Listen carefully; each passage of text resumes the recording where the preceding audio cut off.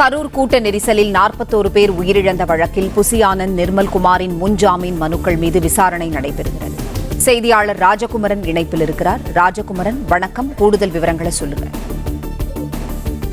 தமிழக வெற்றி கழகத்தினுடைய பொதுச் செயலாளராக இருக்கும் புசி ஆனந்தும் மற்றும் அந்த கட்சியினுடைய இணை பொதுச் செயலாளராக இருக்கக்கூடிய நிர்மல்குமாரும் இணைந்து தாக்கல் செய்திருக்கக்கூடிய முன்ஜாமீன் மனு தொடர்பான வழக்கு விசாரணை நடைபெற்று வருகின்றது. இந்த வழக்கின் விசாரணையில் பல்வேறு முக்கியமான வாதங்கள் முன்வைக்கப்பட வாய்ப்புகள் இருக்கின்றன. ஏற்கனவே சென்னை உயர்நீதிமன்றத்திலே சற்று முன்பாக நீதிபதிகள் கடுமையான கேள்விகளை தமிழக வெற்றி கழகத்தினுடைய நாமக்கல் மாவட்ட செயலாளரை நோக்கி எழுப்பியிருந்தார்கள். ஒரு பொறுப்பு இருக்க வேண்டுமா, ஒரு மாவட்ட செயலாளருக்கு தன்னுடைய கட்டுப்பாட்டில் நடைபெறக்கூடிய அந்த நிகழ்ச்சியில் தொண்டர்களை ஒழுங்குபடுத்த வேண்டிய கடமை இல்லையா என்றெல்லாம் அடுக்கடுக்காக சென்னை உயர்நீதிமன்றத்தினுடைய நீதிபதிகள் நாமக்கலின் மாவட்ட செயலாளராக இருக்கக்கூடிய சதீஷ்குமாரிடம், தமிழக வெற்றி கழகத்தினுடைய மாவட்ட செயலாளரிடம் கேள்விகளை எழுப்பியிருந்தார்கள். இந்த நிலையில்தான் தமிழக வெற்றி கழகத்தினுடைய பொதுச் செயலாளர், இணை பொதுச் செயலாளர் உள்ளிட்டவர்கள் தற்போது இந்த முன்ஜாமீன் கேட்டு மனுவை தாக்கல் செய்திருக்கிறார்கள்.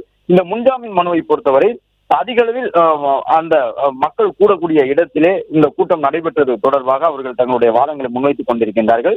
அதே நேரம் புசி ஆனந்த் தரப்பில் அந்த வழக்கறிஞர் ஆஜராகிய வாதங்களை முன்வைத்து வரக்கூடிய நிலையில் தொண்டர்களை கொல்ல வேண்டும் என்ற எண்ணம் எங்களுக்கு கிடையாது, வேண்டுமென்றே மக்களை காக்க வைத்து தாமதமாக வந்தது போல் காவல்துறை தரப்பில் கூறப்படுகின்றது. ஆனால் அதில் உண்மை இல்லை, திட்டமிட்டு நாங்கள் எதையும் செய்யவில்லை, நடந்தது ஒரு விபத்து என்று சொல்லியிருக்கின்றார் புசி ஆனந்த் மற்றும் தமிழக வெற்றி கழகத்தினுடைய நிர்மல்குமார் தரப்பில் ஆஜராகி இருக்கக்கூடிய வழக்கறிஞர்கள். அதாவது கரூரிலே 41 பேர் உயிரிழந்தது என்பது திட்டமிட்டு நாங்கள் செய்த தவறு அல்ல, அது ஒரு விபத்து என்று அவர்கள் சொல்லியிருக்கின்றார்கள்.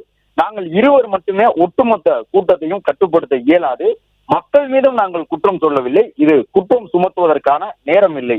காவல்துறை பாதுகாப்பு கேட்பது எதற்காக? உரிய பாதுகாப்பை காவல்துறை வழங்க வேண்டும், கூட்டத்தை கட்டுக்குள் வைப்பதற்கு உதவி செய்ய வேண்டும் என்ற அடிப்படையில் தானே காவல்துறை பாதுகாப்பை கேட்கின்றோம் என்று அவர்கள் கேட்டிருக்கின்றார்கள். அதிக அளவில் மக்கள் போக்குவரத்து அதிகம் இருக்கக்கூடிய பகுதி என்பதாலும் குறுகிய சாலை என்பதாலும் இரண்டு பக்கமும் மறைக்கும் நிலை வரும் என கூறியும் அனுமதி மறுக்கப்பட்டிருக்க வேண்டும். வேலுச்சாமிபுரத்திலே அனுமதி கோரிய போது காவல்துறை அதனை செய்திருக்கலாம், எங்களுக்கும் அது குறித்து தெரியவில்லை, ஒட்டுமொத்த மக்களும் கூடிய நிலையில் காவல்துறை தடியடி நடத்தி இருக்கின்றது என்று சொல்லியிருக்கின்றார்கள். அதாவது தமிழக வெற்றி கழகத்தின் சார்பில் என்ன சொல்லுகிறார்கள் என்றால், அந்த பகுதி அதிகமாக மக்கள் கூடக்கூடிய பகுதி, ஒரு குறுகிய சாலை, இரண்டு பக்கமும் மறைத்துதான் அந்த பகுதியிலே கூட்டத்தை நடத்த வேண்டிய சூழ்நிலை ஏற்படும், எனவே அனுமதி தரவில்லை என்று காவல்துறை மறுத்திருக்கலாம், எங்களுக்கும் அதனுடைய தன்மை தெரியவில்லை என்று சொல்லியிருக்கின்றார்கள்.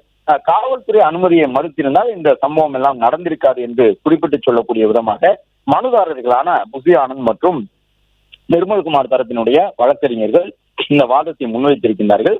பிளே ஸ்டோர் மற்றும் ஆப் ஸ்டோரில் இருந்து பாலிமர் செயலியை QR கோடு மூலம் பதிவிறக்கம் செய்யுங்கள். செய்திகளை உடனுக்குடன் பெறுங்கள்.